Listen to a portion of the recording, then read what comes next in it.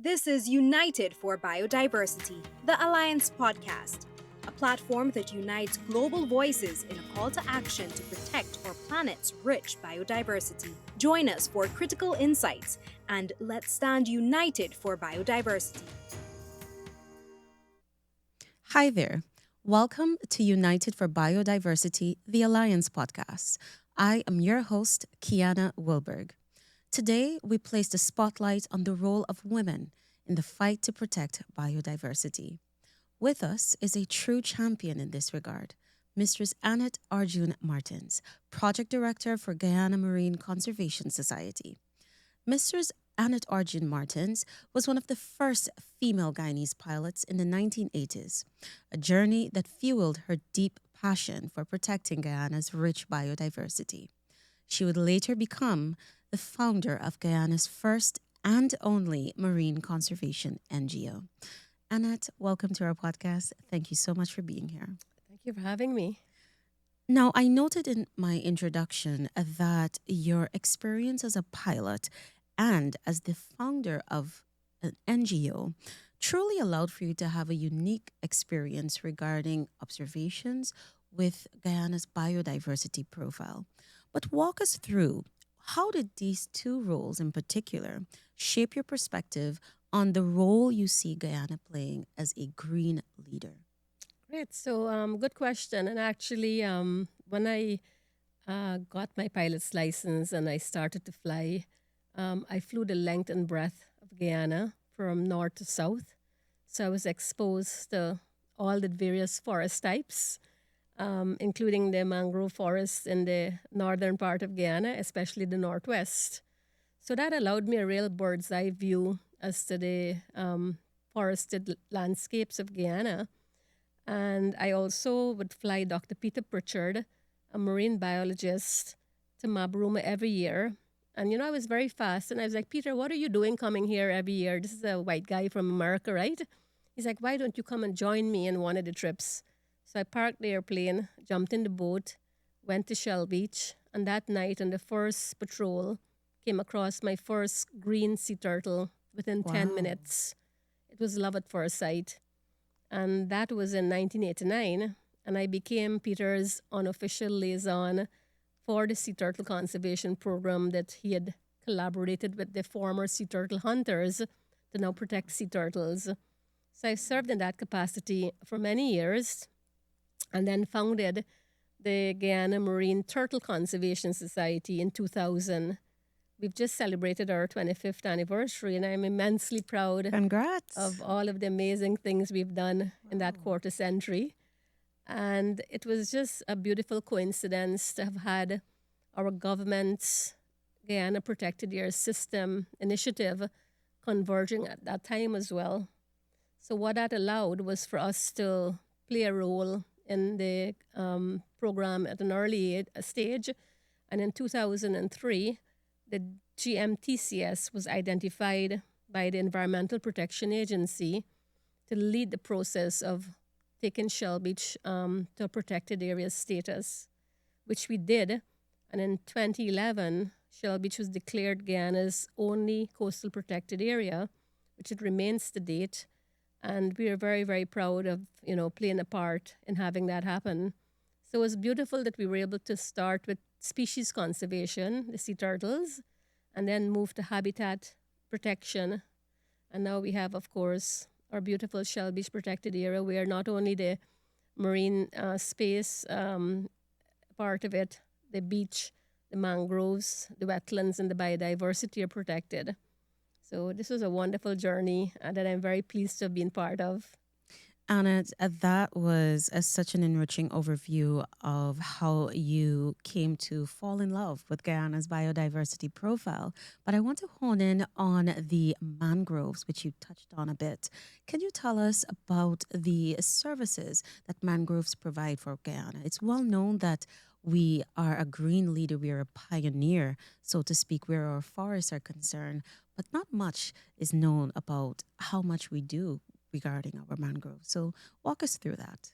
Great. So what I missed in my preamble was to really point out that a lot of what happened was also enabled by the government's program at that time. So if the government didn't have the vision of having the Guyana Protected Area System set up, or EPA giving us the space because of the presence we'd had on the ground for many, many years to play a pivotal role in having this area become a protected area. Of course, we wouldn't be sitting here talking about this marvelous experience that we had with the Shell Beach Protected Area, but flying along the coastline when we would go every year in February to count the turtle tracks and the 100-kilometer stretch of beach, because we couldn't afford to be everywhere. We had to fly along the entire 100-kilometer stretch, count the tracks from the turtles and see where the most turtles were coming up, and that's where we decided to put our conservation camp. I was always in awe of the massive stretches of mangrove forest behind the nesting beach, and behind the mangrove forest, the wetlands, and the amazing amount of birds that was there. So it was a biodiversity to blow your mind, you know. So of course, when we started looking at the importance of mangroves, sequester 5 times more carbon than any other forest type. It's a hugely important carbon sink. So there are numerous benefits of mangroves and mangroves protection. And of course, the government also in 2010 had the massive Guyana Mangrove Restoration Program. And that as well was really a great example of what could be piloted and then, ramped up as scaled up. So, for example, if you take off from Ogle Airport today, you'd see about 2 kilometers of mangrove stretching into the sea with all of the abundant biodiversity within it. And I was teasing one of the attendants at the recently concluded conference that we very soon have to redraw the coastline and the map of Guyana, because it's changing right now because the mangroves are crawling out into the sea and changing all of that landscape, Indeed. Now, biodiversity protection and conservation are recognized as important components of Guyana's Low Carbon Development Strategy 2030. But to what extent do you see Indigenous women in particular and girls contributing to this process? Well, a very important part of our LCDS 2030 and mangrove conservation is also the ecosystem services provided by mangroves. And amongst the numerous benefits of mangroves, I just spoke about carbon sequestration value. It's very important as well that we work with people that live in these forested landscapes. So what we have done, our NGO, is that we looked at alternative livelihoods for the Warao communities in the Brima-Mora Passage.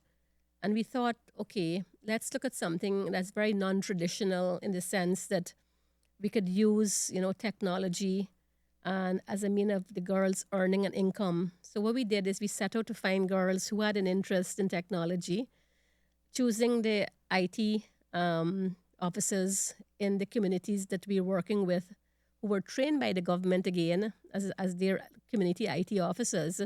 We basically put them through the drone flying program. We started out with the UAVs, the aerial drones, to get the basic drone monitoring skills. And then they were then paid to go out every 6 months to monitor the mangrove forest, to collect the data, to report any infractions to the agencies that had the legal remit to take remedial action. And after that, we armed them with the skills on how to operate remote operated vehicles, which are the drones that are underwater with the umbilical cords. Did some basic work with that with the Maritime Administration offshore initially. And now these girls are part of the team that is working with a project on the NARI, the National Agriculture Research Institute, to basically map the blue carbon in the mangroves.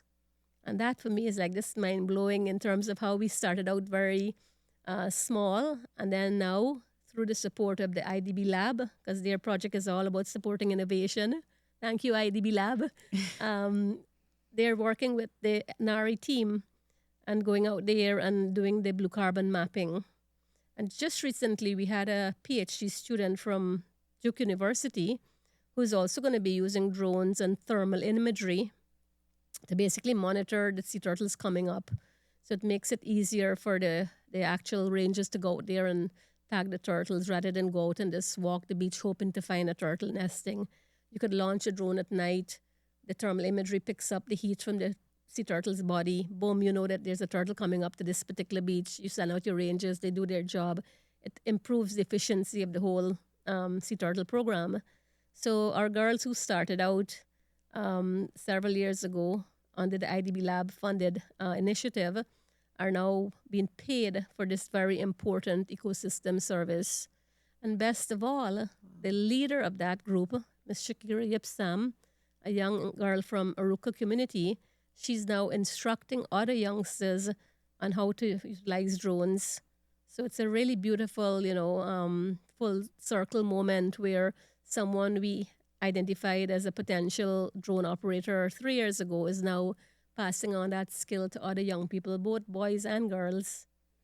Annette, what are your thoughts and more so, what message would you like to offer to not just women in Guyana, but all young girls watching this program? What's your message to them regarding the role that they can play in the fight for protecting our biodiversity?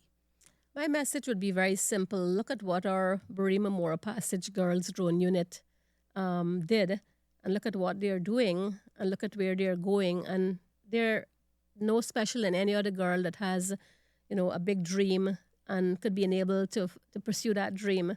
So don't limit yourself to, just wanting to working in an airplane as air hostess. You could become a pilot. Work towards that. No, don't limit yourself to just fly drones, above ground. You could also fly remote. You could also operate remote operated vehicles as well. So if you were to look at what our girls in the Barima Mora Passage are doing, it's a beautiful example of what is possible. And girls are, and women generally have a lot of caring for Mother Earth and a very deep attachment. We nurture naturally. So I think that, a lot of the conservation programs are perfect for girls to play a bigger role. We just have to give them that, initial hand up. And then within a year, they're gone doing marvelous things. Indeed. And thank you so much for that message. Now, I want to hone in on what you noted earlier regarding the assistance provided by the Inter-American Development Bank. Now, what role do you see financial institutions playing in the fight for protecting our biodiversity and supporting conservation efforts? And what opportunities do you see for increased engagement in Guyana? Great. So, IDB Lab is a perfect example of giving us funding to have all of the resources to do what we are doing in the Barima Mora Passage. Their support to us is really important, and our achievements and success stories are highly visible. So that in its own has attracted other donors. So, for example, we are now also being supported by the European Union to develop capacity for the indigenous communities to manage their mangrove resources. And then on top of that, we also have received support from the Greater Guyana Initiative Program to help the women in the communities to develop shade houses. So you would know that we have a very beautiful product, the authentic wiri pepper that we are now producing as flakes, dehydrated peppers that are then flaked. Well, the Greater Guyana Initiative project under the Shade House Initiative is going to allow them to also grow shallot and celery to now mix with the pepper, and we'll have a Barima Mora Passage spice Wonderful. mix. So here you have the women being exposed to alternative livelihoods in mangrove forested communities, and they're seeing the benefit of conservation work directly linked to mangrove conservation. The teams of girls going out to do the aerial monitoring, another layer of conservation, benefits. So the role of international institutions is extremely important, and we are really fortunate that we have a team of dedicated field officers on the ground that work with these women and young girls especially. So big shout out to my GMCS field officers, most of who are women as well, incidentally. Wonderful. And I just think that it's really powerful that our government also enables us as a small NGO to be able to have the space to do so much. And I want to also share with you, Kiana, when I went to visit President Ali in late 2020 to get his blessings to work in the Bremer Passage. And I told him what my plan was and what I envisaged, especially for the green enterprise development in these communities. He personally on the road the support that allowed us to train 12 beekeepers. Wow. So we are now having these beekeepers set up their hives in the mangrove forest, and the mangrove honey is the best quality honey you could ever imagine. And we're not only looking at the honey, we're looking at value-added products, pepper-infused honey. We're looking at the gastronomical markets for the honey as well. We're looking at making, soaps out of honey, the whole beauty line. Wow. So again, important support early from our government, personal investment and interest from our president, support from the European Union. It's a beautiful partnership that is going to really, really result in a whole lot more than we already are showcasing and are known for. Annette, I'm happy that you spoke about the importance of partnerships and creating an enabling environment, because I think that is exactly what the upcoming Global Biodiversity Alliance Summit is intended to do: bring key global stakeholders together regarding this important fight to protect biodiversity. And I want to get your closing thoughts on the potential power of this platform in fostering a greater international support and investment for conservation initiatives. Well, I would say that, we have a whole lot of good things going on locally and nationally with partnerships. And I would want to think that the international forum with all of the key international players could look at, okay, what areas are we working really well on already in partnerships that we could build upon even more, especially when it comes to our biodiversity protection and the next steps to really ramp it up and turn it from, what it is to something really, really much bigger. And also look at the areas where we haven't started doing much, and then how do they support that in a real meaningful way with well thought out programs that complement rather than compete. So in closing, I want to say that sometimes, we do have programs that are competing, and it results in waste and redundancy. So I would want to say that, how do we look at the programs that we want to support, that they want to support international players, and how do we complement what is being done and ramp it up and have an even bigger success story. And in closing, I also want to say how proud I am of where Guyana is on the international arena for what we have done. And I really want to commend everyone for all of their important parts they've played. And I really feel blessed of being a part of it as well. So thank you so much for having me here to share a bit of my experiences with you. Annette, thank you as well for sharing not just a bit of your experience, but also your passion for protecting Guyana's biodiversity and continuing that leadership in these spaces and beyond. So thank you once again. To our viewers, I also want to thank you. To our listeners, thank you as well for joining us. Please be sure to follow us for our next episode as we bring you more insights from thought leaders here and around the world. Thank you for listening to United for Biodiversity, the Alliance podcast. Be sure to follow us for more insightful episodes on our Spotify, LinkedIn, and Facebook accounts.